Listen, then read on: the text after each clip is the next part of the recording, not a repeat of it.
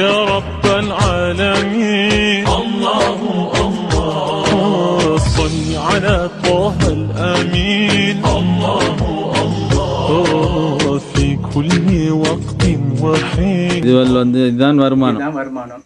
இதில் இருந்தது.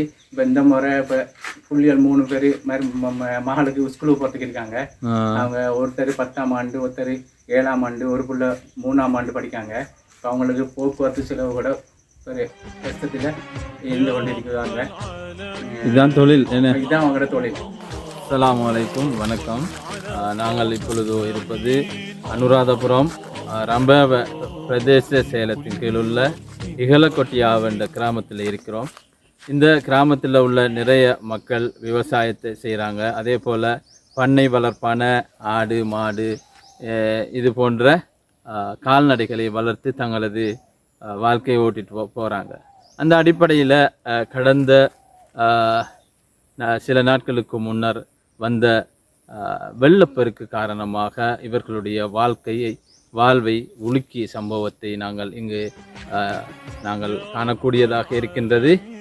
அந்த அடிப்படையிலே நாங்கள் இப்பொழுதோ சந்திக்க இருக்கின்றோம் ஒரு பண்ணையாளர், ஒரு கால்நடை தங்களது தொழிலாக செய்யக்கூடிய ஒரு சகோதரரோடு அவர் மிகவும் ஆழ்ந்த கவலையோடு தனது சுமார் ஒரு 50-60 எருமை மாடுகளை இழந்த நிலையிலே இன்றைக்கு கிட்டத்தட்ட 2.5-3 கோடி ரூபாய் பெறுமதியான அந்த கால்நடையை இழந்துவிட்டு தற்பொழுதோ நெருக்கடியான நிலைமையிலே இருக்கின்றார். அவரோடு நாங்கள் சந்தித்துள்ளோம். இது தொடர்பான காட்சிகளை எமது யூடியூப் சேனல் வழியாக நீங்கள் கண்டுகளிக்க முடியும். யூடியூப் சேனலை நீங்களும் சப்ஸ்கிரைப் பண்ணுங்கள், லைக் பண்ணுங்கள், ஷேர் பண்ணுங்கள். இதோ நாங்கள் சந்திக்கின்றோம். அஸ்ஸலாமு அலைக்கும். என்ன நிலப்பாட்டில் இருக்கீங்க? எங்களோட ஒரு எருமை மாடு 69 மாடு இருந்துச்சு. நாங்கள் ஆற்றுல தான் கால் அடித்து சாப்பாட்டுக்கு போட்டு வச்சுருந்தோம். அது அந்த ஏரியா தான் போடுவது. நாங்கள் போட்டு இருந்தாப்புல திடீர்னு வெள்ளம் வந்ததால எங்களுக்கு மாட்டை எடுத்துக்கலாம் பேத்தி. அதில் 69 மாட்டையும் ஒதுக்கிட்டு பேத்திட்டு ஒரு 11 மாடு ஒரு கரை சேர்ந்துருந்துச்சு. அதில் சின்ன மாடு தான் ஒரு 4-5 கூடுதலாக கரை சேர்ந்துருந்துச்சு. மற்ற மாடெலாம் கொண்டு போய்த்துக்கு அப்படியே கொண்டு போயிட்டு துலாவளி ஆற்றுக்கு மேலால் போனேன்னு சொல்லி துலாவளியில் உள்ள ஆட்கள் சொன்னாங்க. அப்போ அதில் போன இடத்துல ஒரு கொஞ்சம் மாடு போனதில் மாடு அங்கிட்டு ஊர் பக்கம் உள்ளுக்கு போனேன்னு சொல்லியாங்க. நாங்கள் போய் விசாரித்தோம். யாரும் இது வரைக்கும் எங்களுக்கு தகவல் தெரியல. அதோட எங்களோட ஒரு மாட்டை பிடிச்சி வச்சுருந்தாங்க. அப்போ நாங்கள் கேள்விப்பட்டு போனோம். போய்த்து கேட்டோடனே ஃபஸ்ட்டு போனான்னு சொன்னாங்க 1 லட்ச ரூபா தந்துட்டு எடுத்துகிட்டு போங்கன்னு சொல்லி. அப்புறம் நாங்கள் சொன்னோம் சரி நாங்கள் காசு இல்லை கையில் தந்துட்டு எடுத்துகிட்டு போகிறதுக்கு நாளைக்கு வாரன்னு சொல்லிட்டு வந்துட்டோம். வந்த அப்புறம் அடுத்த நாள் போனோம். போக மாதிரி சொன்னாங்க 3 லட்ச ரூபா கேட்டாங்க. மாடு பொறுமதி உங்களுக்கு 6 லட்ச ரூபா, எங்களுக்கு 3 லட்ச ரூபா தராமல் நாங்கள் மாட்டை தர மாட்டோம்னு சொன்னாங்க. அதுக்கப்புறம் நாங்கள் போய் சொன்னோம் இது எங்கள்கிட்ட கையில் காசு இல்லை, ஏதாச்சும் குறைச்சி எடுத்துட்டு உங்களுக்கு செலவுக்கு நாங்கள் 50,000 ரூபா தாரோம். நீங்கள் கஷ்டப்பட்டு பிடிச்சிருக்கீங்க, அதை சுற்றி உங்களுக்கு ஒரு 50,000 ரூபா நாங்கள் தாரோம்னு சொல்லி நாங்கள் கேட்டோம். அப்புறம் ஏழான்னு சொல்லிட்டாங்க. 1.5 லட்ச ரூபாய் குறைய தர மாட்டேன்னு சொல்லிட்டாங்க. அதுக்கப்புறம் நாங்கள் பர்சகசைக்கு வந்து பர்சகசை போலீஸுக்கு என்ட்ரி போட்டு பர்சகசை போலீஸால நாங்கள் போக மாதிரி கடைசியில் 1 லட்ச ரூபாய் குறைய தர மாட்டேன்னு சொல்லி அந்த 1 லட்ச ரூபாய் காசை வாங்கிட்டு தான் அந்த மாட்டை தந்தாங்க. இந்த உங்களோட 60 மாடு மாதிரியா 69 மாடு, அதுல 11 மாடு வந்திருக்குது. மற்ற மாடு இது சாதாரணமா ஒரு மாடு இன்றைக்கு நம்ம சாதாரணமா எல்லாம் ஒரு 5 லட்சம் 6 லட்சம் பொறுமாதி மாடு நிற்கிது. சராசரியா நம்ம ஒரு 3 லட்சம் ரூபாய் மேனி பார்த்தா கூட 2.5 கோடி ரூபாய்க்கு மேல பொறுமதியான மாடு இன்னைக்கு அப்படியே எல்லாம் அல்லாவுடைய ஏற்பாடு. அல்லாட நாட்டம் இல்லாம எதுவும் நடக்காது.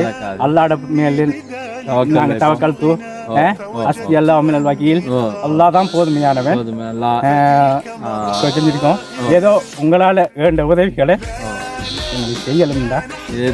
அதாவது எங்களுக்கு சரி மாடுகள் நின்றாலும் செய்யலாம் காட்டி தந்தாக்கா அதுக்கு ஏதோ உங்களுக்கு தேவைன்னு கேட்டா நாங்க எப்படியா சரி அதுக்குள்ள காசு ஏற்பாடு பண்ணினாலும் எவ்வளவு உங்களுக்கு செலவுக்கு தருவோம்.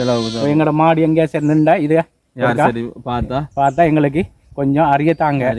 ஏதோ உங்களுக்கும் அல்லாஹ் பரக்கத் செய்வான். அப்ப எத்தனை பிள்ளைகள் இருக்கு உங்களுக்கு?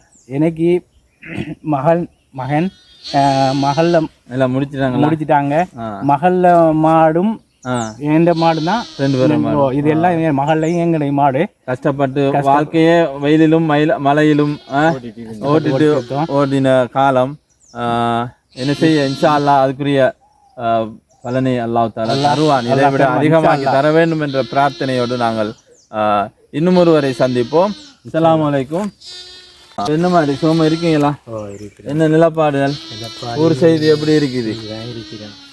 என்ன வேலையில எப்படி போகுது? என்ன மாதிரி வேலையை கொண்டு போட்டுட்டு கேட்டுட்டு இருக்க. நாங்கள் காலையில போனா மாலையில வாரோம், மாலையில போனா காலையில வாரோம், காலையில சாப்பிட்டா மாலையில இல்லை. மாடு மாடுதான் பாக்குது. வேற தொழில ஒன்றுக்கும் எங்களுக்கு இதுதான் தொழில். தொழிலை பார்த்துட்டு வந்த வெள்ளத்தால என்ன பிரச்சனை நடந்திருக்கு? வெள்ளத்தால மாடும் செத்துச்சு, ஆடும் செத்துச்சு. இதாலதான் பிரச்சனையா இருக்குது. நாங்கெல்லாம் அந்த கூலிக்காக வச்சுட்டு தான் நான் பார்த்துட்டு இருக்கிறோம். வாரத்தாடு எங்களுக்கும் பார்த்தா தான் 4 பணம் கிடைக்கும் தான் நாங்க ஓட்டிட்டு இருக்கிறோம். இல்லாட்டி எங்களுக்கு ஓட்டுறதுக்கு காலம் இல்லை. இது ஜொப்பு காரணம் இல்லை, இதுவும் இல்லை. நாங்களும் பண்ணையாளர் தான் இருக்கிறோம்.